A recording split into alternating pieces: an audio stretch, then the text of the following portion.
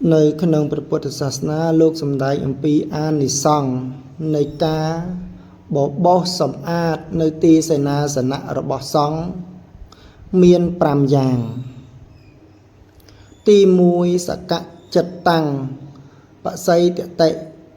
ចិត្តរបស់ខ្លួនរមែងជ្រះថ្លាទី2បរចិត្តតាំងបស័យតតិចិត្តរបស់អ្នកដតីរមែងជ្រះថ្លាចំណែកឯទី3ទេវតាអត្តនៈអត្តមនីហោតិពួកទេវតាតែងពេញចិត្តញាតិញោមហ្នឹងហើយតែងពេញចិត្តចំណែកឯទី4បសា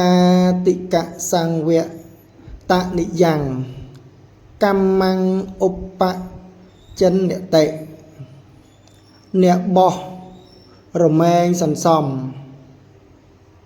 នៅការដែលប្រព្រឹត្តទៅដើម្បីសេចក្តីជ្រះថ្លាចំណែកឯទី5កាយសៈភេទាបរមរណាសុគតੰសកੰលោកੰឧបបច្ចតិលុះដល់បែកធ្លាយរាងកាយ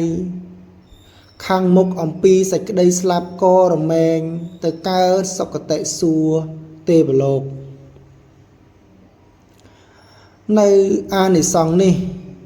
លោកមានសម្ដែងនៅក្នុងវិន័យបិដកញាតិញោមគឺភាគទី13ទំព័រទី61ប្រសិនបើបករណាញាតិញោមចង់ជ្រួលជ្រាបឲ្យបានច្បាស់អំពីអានិសង្ឃនេះ